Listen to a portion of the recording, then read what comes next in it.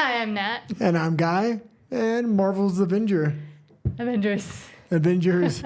Doomsday. As I said yesterday, thanks to, I believe it was Film Thread, they said that some big announcement from Marvel was coming, and indeed, it came. Well, it was a big announcement, but I honestly wasn't too impressed by it, but we will get into it more later, I think. Yes, and we will. We do have a huge Disney story, but we can't talk about it on YouTube tonight. Yeah. It's that kind of salacious. So we'll talk about it on The Green Monster. Yes, we will. Let's get into your maybe 20 minutes of Spanish. 15 minutes 15 in Spanish. That I always go for longer. Ok, estamos tratando de hacer varias pruebas, entonces si algo no funciona, perdón. Y si ven cosas raras pasando alrededor de mí, también perdón. Pero creo que, a ver, espérenme. Ok, creo que ya, déjenme ver si alguien ha dicho algo. No, ok. Buenas noches a todos, ¿cómo les va? Ay, tengo que hacer todo un movimiento para... Ahí estamos. Si se desconecta algo, pues ahí me avisan. Espérenme. Tengo que practicar esto. También ando medio atontada, iba a decir la otra palabra, pero ando medio atontada porque fui al oculista y te ponen esas como gotas para dormirte los ojos y como que me durmió toda. Ay, espérenme. Ahí estamos. Así es, son 15 minutos en español primero. De ahí pasamos a noticias en inglés, algunas parecidas. No encontré grandes noticias sobre en español, de México, etcétera, pero pues la noticia más grande y lo que veo que está siendo más buscado en en Google es pues lo de Marvel. Y Marvel anuncia el reparto oficial de los Avengers Doomsday, los Vengadores, no me gusta cómo suena en español, pero los X-Men, 4 Fantásticos y más personajes, y varios de estos actores, etcétera, me molestan bastante. Pero hoy las redes sociales de Marvel dieron a conocer el anuncio y lo hicieron a través de un en vivo, un live, de como 5 horas, donde nada más iban pasando la cámara a través de los nombres de cada actor, actriz, etcétera, que van a participar. Y pues veamos quiénes van a ser. Después de meses de especulación y teorías de los fanáticos, Marvel Studios finalmente ha revelado el elenco oficial de Avengers Doomsday y la esperada película que traerá de regreso a los héroes más poderosos de la Tierra y más woke últimamente, para enfrentarse a uno de los villanos más icónicos de los cómics, Doctor Doom. Ya sabemos que Robert Downey Jr., que pues era Iron Man, el hombre de hierro, se dice en español, ni siquiera sé, pero él regresa como Doctor Doom. No se sabe si tal vez pues en algún otro universo Iron Man se vuelve Doctor Doom o si tienes una historia completamente diferente. No han dicho nada, obviamente, pero claramente Disney se ha dado cuenta y con este anuncio pues lo estamos viendo aún más, que quitar a las estrellas originales y a la gente que pues realmente creó todos estos personajes por ya sea que no quieren tener tantos hombres o los quieren reemplazar con mujeres porque las mujeres lo pueden todo y todas son Mary Sues, o porque dijeron algo que no deberían, o porque pues ya no les interesa seguir con las historias reales de los cómics y se quieren empezar a inventar nuevas, o quieren empezar a seguir las historias de los cómics nuevos, que pues también son igual o más woke, porque sabemos que la industria de los cómics y de los superhéroes ha sido capturada por... Me van a mover. Ha sido capturada por ideologías. Ay, se me perdió lo que estaba diciendo.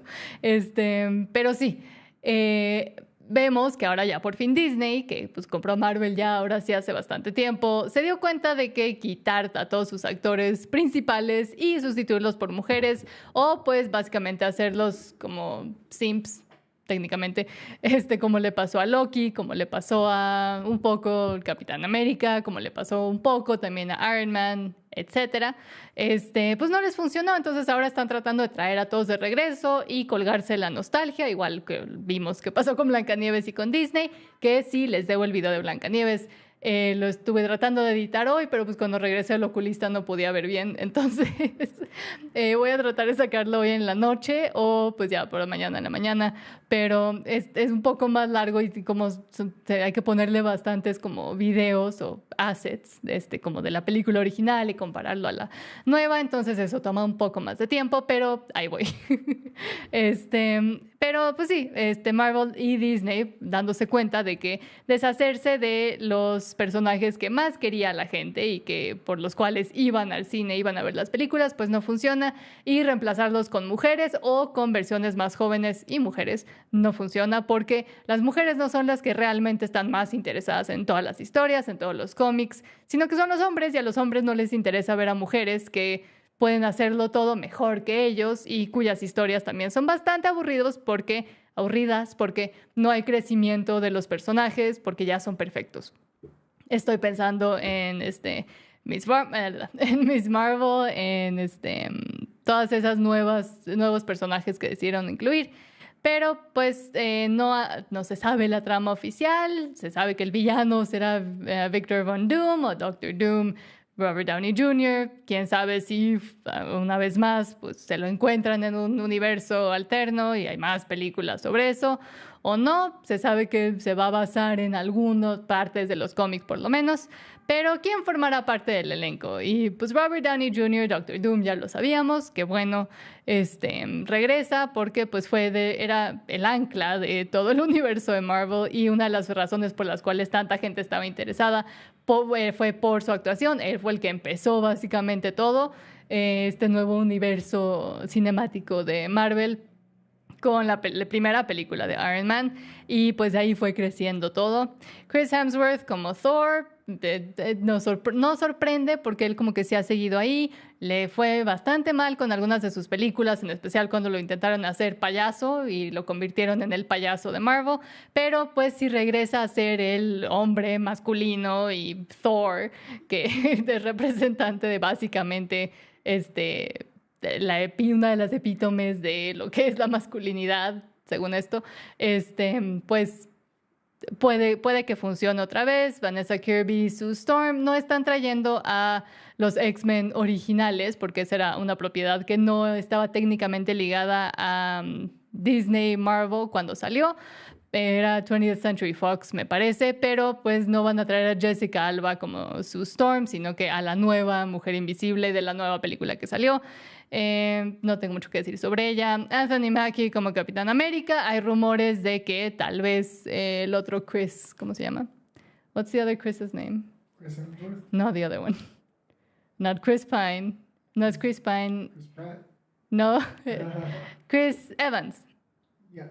Captain America. Chris Evans, Capitán América, puede que, porque pues no le fue bien a este señor con su nueva película, entonces puede que de sorpresa llegue Chris Evans. No ha dicho gran cosa, dijo que pues tal vez no, tal vez sí, pero no se ha dado nada claro, entonces puede que se les ilumine un poco más el foco y también traigan de regreso a Chris Evans. Siento que lo estoy diciendo mal, pero es que hay tantos Chrises que uno se confunde. Pero bueno, Anthony Mackie como Capitán América, porque pues entienden que Sebastian Stan también, que bueno, se ganó un Oscar, bien por él. No se ganó un Oscar, ¿o sí? Ya no me acuerdo. He bloqueado como el último mes de mi cerebro, entonces... Letitia Wright como Black Panther y Shuri, pues ahí sí no pueden traer al Black Panther original porque lamentablemente falleció el actor, pero le fue X, no le fue bien en su película cuando la trataron de hacer que fuera el personaje central de la siguiente película de Black Panther. No funcionó muy bien, pero pues la vamos a ver otra vez, una vez más trayendo a mujeres en vez de hombres. Paul Rudd, Scott Lang también le ha ido X a sus películas, pero este señor se ve igual que hace como 20 años cuando salió en Friends, entonces por lo menos se ve parecido. Wyatt Russell, John Walker, US Agent. Probablemente este güey es de alguna de las series de Marvel que a nadie le interesó, por lo menos a mí no me interesó ver. Tenoch Huerta como Namor. Si alguien más lo tiene harto Tenoch Huerta, por favor avíseme, pero este señor es insufrible y la película también. Entonces, ahí estará. Pero como hay tantos, no sé si vayan a haber como tantas oportunidades para que realmente como que se enfoquen mucho en uno porque están anunciando como a todo el mundo, entonces siento que van a salir 2 segundos en pantalla y luego se van a ir y el siguiente, va a ser como pasarela y menos como película, o como las últimas películas donde estaban todos y no podías ni ver quién era quién. Ivan Mossberg, Backrack, la mole, otro güey de la nueva película. Simu Liu, otro güey insoportable que tampoco pudo realmente hacer nada con su película de Shang-Chi, a nadie le interesó. Y pues sus comentarios hiper progres también son bastante insufribles, entonces pues ahí estará. Florence Pugh como Yelena Belanova, no se ha dicho nada sobre Scarlett Johansson como Black Widow. La Viuda Negra, a mí realmente, no es que me caiga bien o mal Scarlett misma, pero me gustaba mucho el personaje de Black Widow. Yo era súper fan de las películas al principio, de las películas de The Avengers. Después pues ya empezó a decaer todo, como ya bien sabemos todos, pero algo que sí yo creo que pueda que hagan, aunque no sé, porque pues ya sabemos que Scarlett Johansson tuvo todo este rollo con Disney de que no le pagaron como deberían, de que su película pues no salió en cines como le habían dicho que iba a salir, su contrato no fue respetado por Disney y se armó todo un rollo. Eventualmente lo pudieron medio arreglar, pero por eso ahora Florence Pugh, que no me encanta cómo actúa porque siempre está como o demasiado intensa o le falta intensidad, como que no tiene el punto medio de actuar como persona normal, pero ahora ella es la nueva Viuda Negra, fue un poco también Viuda Blanca, etc. Kelsey Grammer como la Bestia, ahí sí regresando de las películas icónicas de X-Men, que fueron de las que me metieron a todo el mundo de superhéroes, voy a decir la verdad. Louis Pullman, Sentry, ni idea. Todos estos son como nuevos de ya las nuevas versiones de Marvel que no me interesan. Dani Ramírez, Joaquín Torres, Falcon, tampoco importa. Joseph Quinn, Johnny Storm, aquí pues es otra de Chris Evans. En la original era Chris Evans, obviamente ahorita ya no, pero la antorcha humana de la nueva versión. Otro de la película de Viuda Negra, que tampoco importa. Winston Duke nada más tratando de meter, yo creo que diversidad, porque este güey no tuvo gran papel y no hizo gran cosa, ni en la primera ni en la segunda, de lo que me acuerdo. Ava Ghost, otro personaje insufrible y pues obviamente tratando de meter a mujeres y hacerlas superpoderosas y como que no tienen ninguna falla. Loki, lamentablemente este personaje también lo arruinaron porque trataron de hacer que pues fuera un simp básicamente y se volvió completamente inútil en su propia serie y en su propia historia.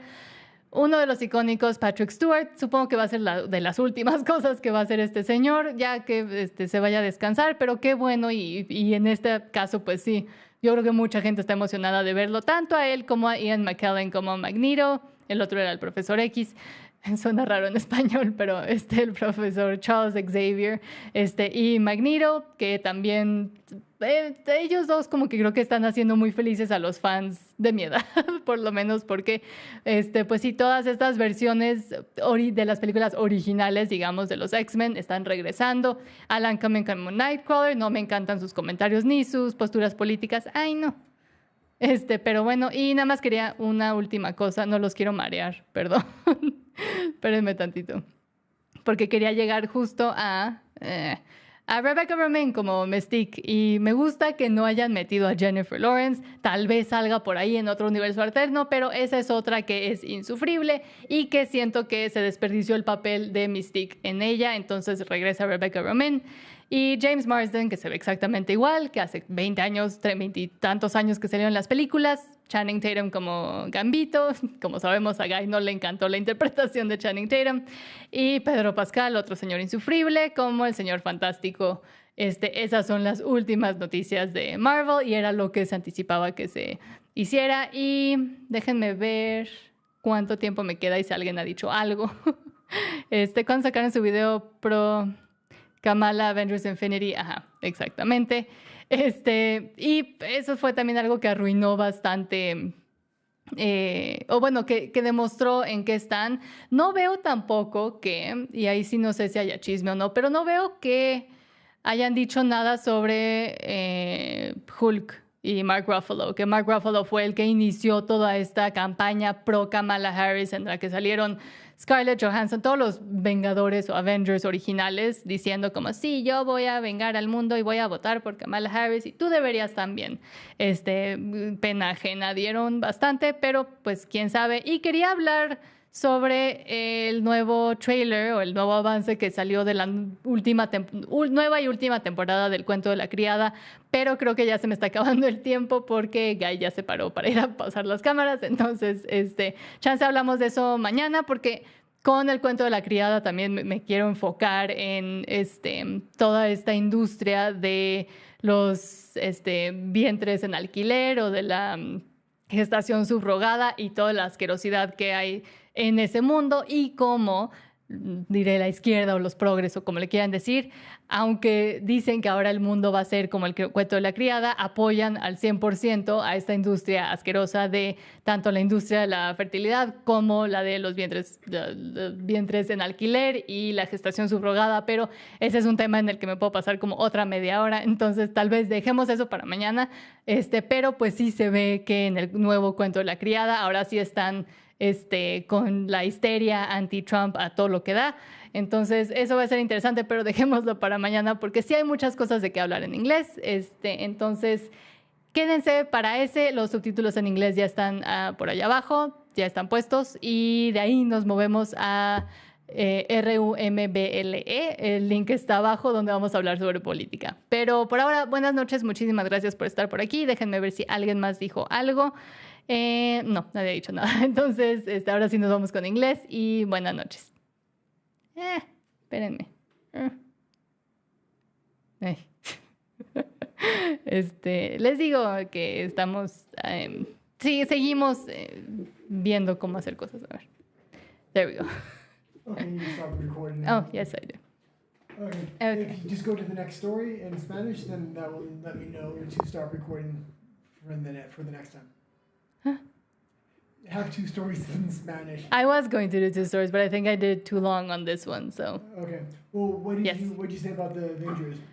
Well, I was just talking about, in general, the announcements, the actors, some of the things the actors have done and said previously, like the whole Kamala thing that they did, the pro-Kamala thing, thanks to Mark Ruffalo, who is insufferable. And we also talked about Mark Ruffalo yesterday because he also has a non-binary child, just like J-Lo and a lot of other actors and actresses that are insufferable. Oh, let me change this. There we go. Yeah, I just thought, I think this big announcement from Marvel and Disney, I think Marvel starting to turn into Star Wars here, and nobody really cares.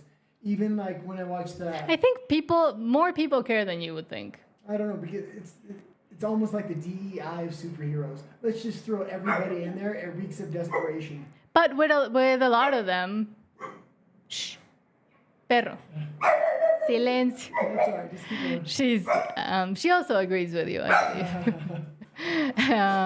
Let me go to the article. Okay. So Avengers Doomsday full cast revealed. Chris Hemsworth, Channing Tatum, Florence Pugh, Anthony Mackie, and more. And I was just kind of going over like what each of these actors has said and done in the past that may be annoying.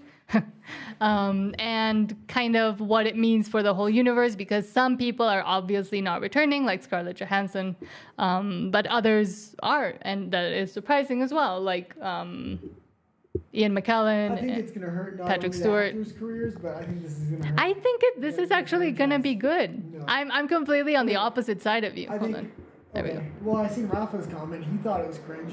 Earlier when I was watching Film Threat, all the comments that were coming in, everybody thinks it's cringe. It's because it's...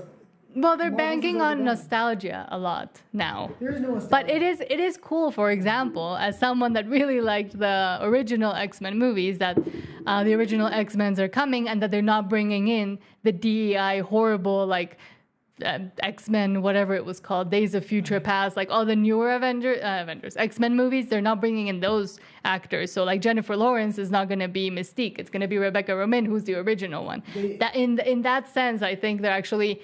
and as I said in Spanish, trying to crawl back and bring back all of these like nostalgic actors and the ones that actually made the characters and kind of putting to the side the newer ones that were more in that woke vein, but they're also bringing in, of course, all of the Mary Sues. They're bringing in, what was it called? The White Soldier? I think they've ruined the franchise. The Ghost. They're bringing back Ghost as a woman, and they've ruined the franchise. They have. If they want to save it, they need to reset the entire universe.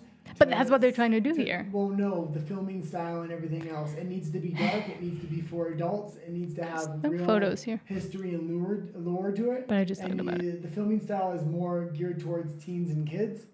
So if they want to reset it, make the entire thing dark, kind of like a Batman or a Joker, the first Joker, and really get into backstories and things like this, maybe before they were superheroes, how they became it, to really lend the characters vulnerability. A lot of these characters just don't have vulnerability.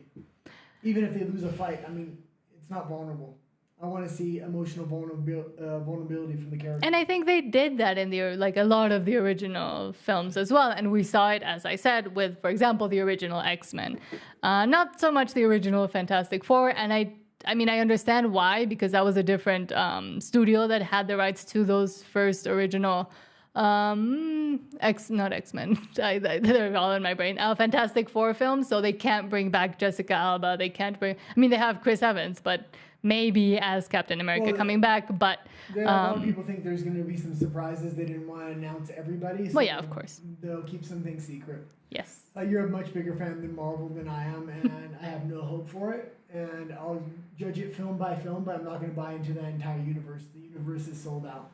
Oh, apparently your microphone doesn't sound good. Thank you for letting us know. I had no sound. I forgot to unmute it. He did not unmute himself. Is it better now? Yeah. So let me just. So you're Walker talking to yourself. says, Yeah, it's good now. Yeah, it's good. I can see it. No, but I'm reading other comments. Oh, okay. The first Joker was a good movie, in my opinion, says Walker. Guy, sounds like if he was far away from the microphone. Yes, because his microphone was off. But yeah, like I was saying, if they want to reset it, they need to make it for adults and change the filming style and really get emotionally vulnerable. Nobody could hear me, so I'm going to repeat myself. Okay. Okay, let's move into the next stories because we spent quite a long time on Marvels. Because I like it. I still have some hope for it now that they're bringing the whole nostalgia factor back, but I already said all this in Spanish, so. Okay, I think Sundance. There's a big fight outside, and yeah. Okay, go. Sundance's future in Utah looks bleak as Park City mayor laments anti. Talk about this. Sundance's future in Utah looks bleak as Park City mayor laments anti-LGBTQ+ flag bill. With just 2 days to go until Utah governor either signs or vetoes a controversial bill that would ban the pride flag from government buildings in the state, which I think is a good idea, because, every country should just have that country's flag. Otherwise, it looks like the country has been conquered. And we've also seen this in Mexico with people trying to put it, changing some of the government flags for the LGBTQ flags. And I don't agree with that either. I think it should just be the country's flag. Because otherwise, yes, it looks like a conquered country. But so the chances of Sundance, which is this festival, it's mostly movies and mostly, more indie films and more like film festival films. It's a film festival, but also music and stuff. It's a well-renowned film festival that everybody that gets their movie in there, streaming networks like Netflix come in and buy all the content at once. So it's guaranteed distribution. Yes, so it actually is a very important festival, and it is iconic that it is in Sundance, but it is in Utah. We know Utah is a very religious state. We also know that there's a very high Mormon population there. I was just there actually during the summer. I will say the festival's been there for a long time. Yes. So the fact that they're trying to pull out now, it's because the Sundance Film Festival is trying to throw their political weight around, saying you have to have the LGBTQ flag, and they're saying no more. And because the arts have been conquered by the alphabet mafia. Well, I think this is a good opportunity for a conservative to step up and bring a conservative festival to right there. If It's they actually a leave. wide open market. The Daily Wire. This would be perfect for the Daily Wire might be going bankrupt, but I mean, yeah, it would be a good idea, especially if they allow other creators other than themselves to bring forth, new ideas. But we know they're not very amenable. They don't love to do that. But I keep hitting myself. It's pissing me off that my mic was muted that whole time. Whenever something messes up, he gets very technical about it because he does all of the production part. Yeah, I do all the post-production. Okay, do you want to go into the Rust Film Festival, or do you have anything more about do you want to go into the Rust Film, or do you have anything more about Sundance? Well, on this, it's just that, they're obviously this used to be trying to use it as a cudgel so they don't actually ban the pride flag because that is so important to them. When in actuality, it should be just, a film festival, don't get political, allow, all kinds of films, all kinds of, art and media and etc. to participate in the festival. That's what made it great before, because a lot of very little known films and a lot of independent films were discovered this way. So, to make that the hill that they're going to end their lives on is a bit ridiculous. Yeah, the LGBTQ flag has just become way too politicized now, so they kind of have to get rid of it. Mm-hmm. It's kind of what what's the other flag called? The old Confederate flag. Mm-hmm. It was just too politicized, so they had to get rid of it. So the only flag that should be out there is, like you said, the United States flag or the country of origin, wherever you're at. Like Canada has a real problem with this, especially. Yes. Okay. Do you remember this Rust film? Yes. Okay. Hold on. Trying to... No. Okay, so the next story is Rust film trailer out. This was the film that Alec Baldwin accidentally shot the... ended the life of the cinematographer. Helena Hutchins. Yes. And he got off on it. Yes, so, he did. He basically was charged with alleged manslaughter, but he was able to... Nothing happened, basically. Yeah, he's he holds a lot of weight in the Democratic political community, and especially at that time, it was before the election, so he was able to pull strings. Yeah. Okay, the trailer came out. The trailer did not look so well, and also it's not going to age well because there was a lot of one-liners about violence and things like that, and when somebody actually passes away on set, it's not going to hit the same way it would in a normal film. It'll be in everybody's minds, like, oh, Helena Hutchins, oh, you're talking about how important life is, and yet you pointed a gun and accidentally fired it. Yeah, one of the big famous cases on this was Brandon Lee in The Crow. So when that changed the whole dynamic of that movie when it came out as well. And also Heath Ledger. He passed away before the final release of one of the Dark Knight ones. I don't remember the name of that one, but that also kind of changed the vibe of it. And because Alec Baldwin was also a producer in this film, and it seems like the producers also didn't really get into trouble. The only one that got into trouble was the armorer, who was this young kid that didn't really know what she was doing. She got the position because of her dad. Yes, because her dad was a very famous armorer. Armorer are the people that handle props and firearms and etc. on set, and they were supposed to make sure that nothing like this ever happens, but it did. So, at least if they make it kind of a showing of goodwill towards, the family of Helena Hutchins. She had a very young daughter at the time. I believe she's now a few years older, but if they try to use this film or make some sort of acknowledgement of what happened and not try to, scurry past it and silence it, I don't know if as many people will know what happened or even remember what happened, but... They need to put a dedication in the movie to her. If they don't, it's going to be a big slap in the face. Yes. Also, there was something... when I did actually watch the trailer today, and it's somewhat of a low-budget movie. I knew it only had a few $1 million invested in it. So, honestly, I think it's going to make more money than it would had it not happened? Yeah, had this not happened. Because I don't know how many people are that interested on a gritty Western set in the 1860s, even though we don't see many of them anymore, but it might be because the public's interest isn't really there anymore. But now with what happened, Well, and you put this... people will want to go see that scene. to see if they kept it in the movie at least. So. Well, I think they must not have. There's no way. Who knows? Okay, let's get real quickly. Oh, sorry. got comments. Walker's asking, Guy, would you talk about the religions in the future and how the woke are there too? Not really sure I understand the question, but religions in the future. I think I was talking about this the other day. So how the LGBTQ community and the woke community are really infiltrating the churches. Mm-hmm. They're infiltrating all sects of churches the best they can. They in Catholicism, they're aligning with the Pope, and that's why there's a big division within Catholicism right now from traditional pre-Vatican II Catholicism compared to this modern day Pope's idea of what Catholicism is. He's really trying to align with Islam and a lot of other religions, which is not a good look for Catholicism at all. The only thing they're really not able to infiltrate to this point has been Islam, because it's such a radical, hardline religion. So, yes, and because but in the States and Canada especially, Protestant churches and things like this are just. They're literally painted in rainbows. I say this every time. Yes. I feel like a broken record, but it's so upset me in Canada the first time I seen it. Mm-hmm. And and if they're not painted in rainbows, they're burnt. Yeah. Yes. Well, yeah, they're burning them down. The ones that aren't painted in rainbows are getting burned down. So the rainbow is the thing that is going to save your church. Mm-hmm.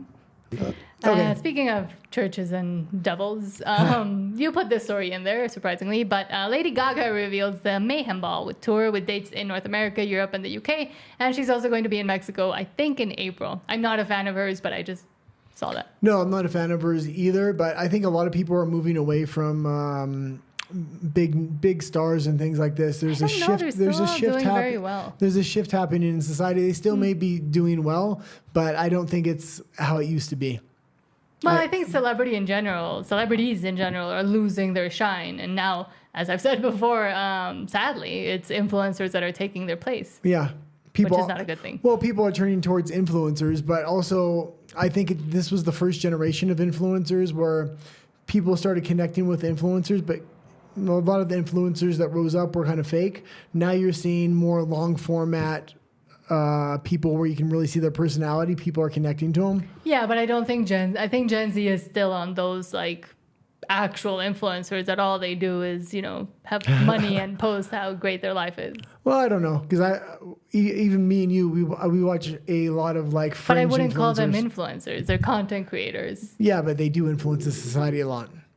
But in a different way. They don't influence the society to go buy things. No, exactly. In a lot of cases, some do. You don't have in to. Most cases, you don't have to influence society to buy things. You can there's religious influencers. I know, but those are the influencers I was talking about. I don't think the other ones should be put in the same category as. I can't even think of a name right now. Well, I think there's a transition happening right now where the next generation of influencers is really going to be more well thought out and less about materialism. Well, at least that's what I hope. I hope they won't be considered influencers, but...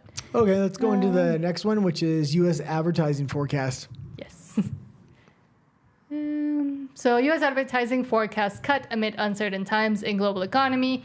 The tariffs, the flu of the birds, and other factors could wreak havoc in the ad market in 2025 as growth is expected to slow per influential media intelligence firm Magna. And this, I'm guessing, affects us as well. Yeah, but I kind of put this in there. There's a lot of dynamics to the story. One is USAID really spread a lot of money through advertisement and companies to wreak influence and to launder money. So that's one aspect of how billions of dollars is no longer going to go into the global advertising market. Also, countries are starting to nationalize. We're going to get into this later on the other station, the Green Monster. But countries are starting to nationalize, so I think advertising budgets are going to start becoming much more national and much more targeted rather than spent on a global market. Yes, and I mean, we also saw all the hubbub that happened with Elon and X and all that, the issues surrounding, a lot of advertisers dropping X. But now, yes, with the tariffs and less tourism, apparently, in the States, Firms expect ad revenues for traditional media owners, exclusive cyclical ads like politics advertising, to decline by 1% compared to last year. And also we are seeing, and we talked about it yesterday, a decline in, regular TV viewership, and YouTube kind of getting ahead of that. But will this affect YouTube as well? Because that affects us. Well, I forgot to bring this part of the story up, and this is why I wrote it in there. What's the biggest advertiser in the United States? Pharma. Yes. And pharma is going to have... And now RFK is in there trying to, figure out the truth. You're taking out the biggest ad funder, and then you're taking out USAID, which was laundering money as well. Mm-hmm. So, I think this story is really... They're forecasting this, but it's not because people are actually spending less. It's because there's less dirty money to go around. Mm-hmm. Okay, let's go into the next one, and it's Gwyneth Paltrow in the news again. She seems to be keeping her name in the news. Yeah, she might return to Marvel films, and with the announcement of basically most of the cast coming to Doomsday, it probably means that we're going to see her being a boss lady and the new Iron Man, because that's what ended up happening. I don't remember what they called her, but... Yeah, so Gwyneth Paltrow says she might return to Marvel films, addresses how often she talks to Robert Downey Jr., and takes on Meghan Markle beef reports. And I saw this very cringe video she made with Meghan Markle. If you haven't watched my Meghan Markle video, kind of outlining all the stupidity she has done over the past few years, it's on the channel. She's insufferable. And Gwyneth Paltrow, I kind of always...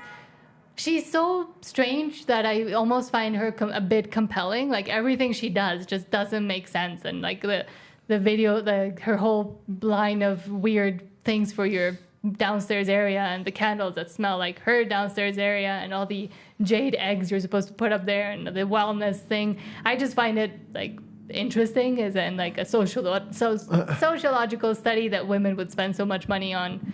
Essentially garbage, but she's actually built this huge brand and been able to distance herself from being an actress and actually doing something, and kind of what Meghan Markle has been trying to do but for has been failing at. Yes, but now, I mean, they were saying that there was this whole like beef or like issues with her and Meghan Markle because Meghan Markle is copying her, and she's trying to go into that today industry. They released a video together saying like, oh, I don't know what this whole beef is about, is what they're trying to squash saying, it. and then they she asks her, and she's like, oh, I don't know either. So we might see collaboration between them, and we probably will see her as Iron Man in the new Marvel I'm movies. sure Meghan Markle's trying to buy like sponsorship of Gwyneth Paltrow or endorsement of her brand. And the thing is that's going to happen here. I think Gwyneth Paltrow is just going to ruin her brand by doing videos with Meghan Markle. Meghan Markle has to be one of the most hated people on the internet right now. Yes. And she might be trying to use Gwyneth to, help her. Yeah, but it's going to destroy Gwyneth's branding, I think. I think Gwyneth is strong enough to survive. I mean, she survived the whole skiing lawsuit thing. She came out on top.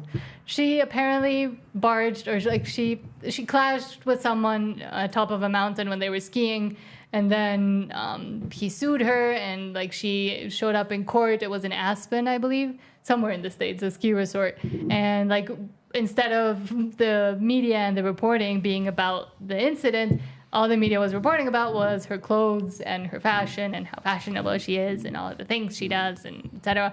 But so I think she's been able to, swerve through scandals throughout her whole career, and we will see her in the new Marvel film, I believe. And the next story was my favorite story of the day.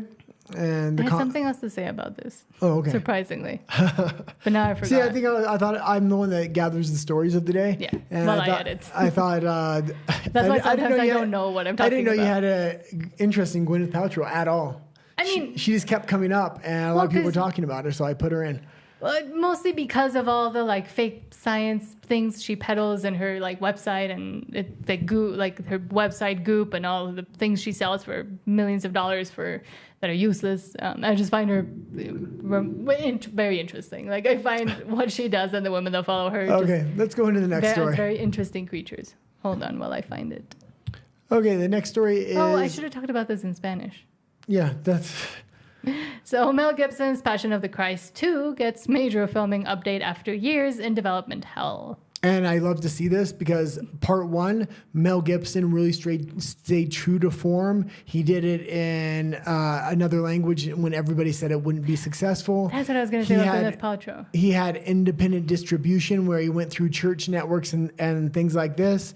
He's really stood firm in his moral beliefs over and over again in recent times when it came to filmmaking. Braveheart is one of my favorite movies. He was the director of that. It actually is my favorite movie by far and away. It's like 3 movies in one. But if his production company is the one producing it and he's able to have a lot of creative authority over everything, I have high hopes for this movie, and I think it would be really good. But also, I think it's the right time. It was very controversial. At least I remember faintly when I was young and it came out. It was kind of controversial with the Catholic Church here because it was, a representation and blah, blah, blah. So I don't know how people will take it nowadays here, at least in Mexico. The thing was, Mel Gibson at that time with The Passion of the Christ, and it was the wrong time because secularism was very high at the time. Right now, religion is kind of emerging. Mm-hmm. So this is a good time for this movie to come out. Mel Gibson, when that first movie came out, The Passion of the Christ, a lot of theaters refused to play it. So what he did was he distributed it through church networks and things like that as well. And it worked. People really came out and supported. So religion really showed. But here in Mexico, it did not. People were very angry about it. The Catholic people were very. I remember it still made a lot of money overall worldwide. Probably, and I think a lot of people have seen through a lot of the Pope's Catholicism, mm-hmm. and you have a lot of independent thinkers that are saying we want traditional Catholicism right now, and they will support this movie even if the Pope doesn't this time. And also, Mel Gibson lately has also come out as this person that's telling the truth and willing to risk his career in several different ways. I mean, he had those incidents that we will not mention, but he has spoken up about what happens behind the scenes in Hollywood a little bit more than most actors do. Oh, I think and he wanted to do a whole thing about the moving of people without their consent for disgusting purposes. I'll put it that way. But he was trying to get involved in following and showcasing and maybe doing a documentary about all of that disgusting industry. You can't say that word, but yes. What word? The one you just said. That's why I said moving people without their consent from one place to another. I can say traffic, car traffic. Oh, sure, car traffic. Okay. Okay, you can say that one. This is why we need to go to Rumble because you're constantly trying to censor me. It's not me. It's that I don't want this thing to be pulled. But I'll just quickly read. Per deadline, the update on the sequel called The Resurrection of the Christ is slated to start filming in August. The update was revealed by Cinecittà Studios CEO Manuela Cacciamani, who cares, who's working with the director Mel Gibson on the project. Cacciamani shared the news with the Italian outlet. I can confirm that the next film, directed by Mel Gibson, produced by Icon Productions, will be shot entirely in Cinecittà starting in August. Requires many theaters and stage constructions. And I believe there was another movie with Shia LaBeouf that Mel Gibson, I think he was involved in that as well, where they played priests. So the fact that Shia LaBeouf did this whole thing where he said he was turning to religion, and then it ended up he was only doing it for the role. So a lot of people got mad at him for that. But that is really good to cut his teeth on and really practice a lot of filmmaking things that I think will go good into the resurrection of the Christ. Mm-hmm. And maybe I can't say that either because YouTube definitely doesn't like religion. What can't you say? Christ. Okay, so hold on. Walker quickly said, here in my country, El Salvador, The Passion of the Christ was a hit with people back in 2004. But I remember, anybody in Mexico, any Mexicans out there, do you remember that it became a whole thing where the church was kind of against it and they were saying that you should not portray something like that, or make profit through portraying The Passion of the Christ, something like that. I was really young, so I don't really remember, but I do remember there was a whole thing about it. But that was also when the division of the church was just starting out as well. Yes. So, yeah. But if anybody remembers, put it in the comments. I think this movie's going to do very well. I'm going to go see it in theaters just to support it. Well, yes, of course. And do review it, probably. And if they're smart, they'll do what was that film company, Angel Films. Yes, Angel Studios. Angel Studios. What they did with what was that movie? I did a bunch of videos about it. About the children? I know. Silence. No. Something about silence. Okay, anyway, I can't remember the name of the movie, but they did really innovate when it came to independent movies that have a religious base or people that are willing to invest in the movie. And they had this ticket program called Pay It Forward, where you can buy a ticket for somebody else, and that really boosted ticket sales for that movie. Mm-hmm. I'm looking it up because, if you haven't watched it, you should. It was it was very big. I made a bunch of videos about it. I would say it was Sound of Freedom. Sound of Freedom, yeah. So it was a very impactful film because it had a lot of real world implications. I wouldn't say it's the best film, but it was a solid film. And then a bunch of issues came up with one of the creators. Yeah. But whatever. Eduardo Verástegui was also behind it slightly. So... Yeah. Okay, let's go to the last story we're going to do for YouTube for the day. Yes. So, hold on. And it's Inside Disney's... Yes, I know. Inside Disney's Snow White fiasco. Threats of ending lives, beefed up security, and a social media guru for Rachel Zegler. I don't think that'll do anything, but... I think the social media guru... We can't stop talking about this. I think the social media guru probably just told her to shut the hell up.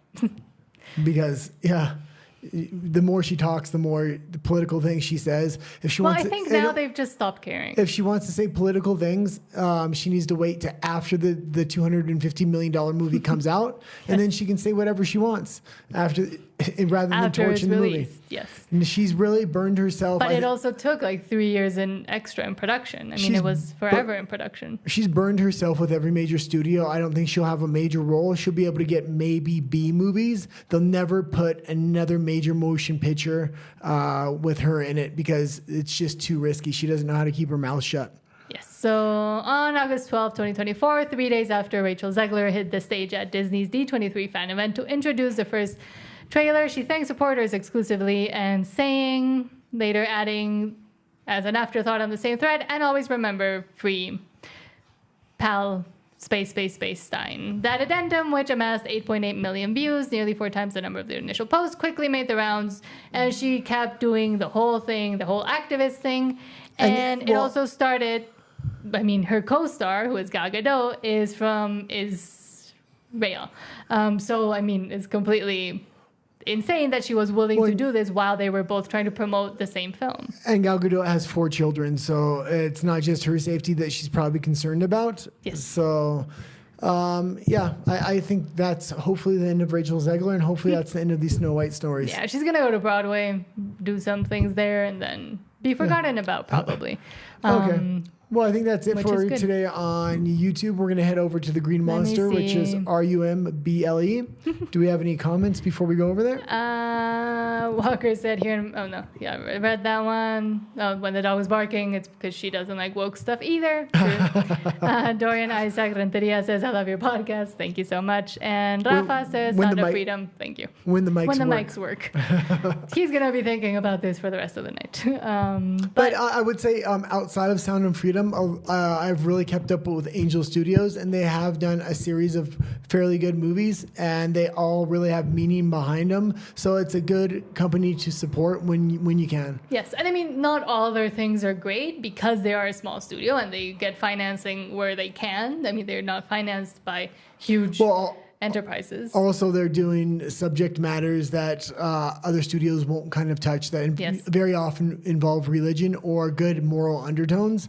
So I don't know why the Daily Wire and them don't unify, because it might help both of them, because apparently now Daily Wire is not doing so good. Yeah. And Angel Studios has never been able to, really lift up and come fully up. So maybe they could do something now that what's-his-face is gone. What's his name? Jeremy Boring. Yeah, since he has exited the Daily Wire. There's a lot of gossip surrounding that, but until things become a bit more clear, I won't really talk about it. Okay, well, we do got some good stories for over on RUMBLE. The link is on the description. It's the right link. The lead story was supposed to be a pretty salacious story about Disney. I'll put it actually second, just so it gives time for people to get over there. Okay. Okay. So we'll see you there. Thank you for being here, and we'll see you tomorrow. Oh, and watch the Snow White video when it comes out. Maybe tonight, maybe tomorrow. Thank you. Hopefully. And thank you for all your support. And don't forget to like it. Bye. Hold on. And I'm always bad at doing this. Okay. Okay, let's go to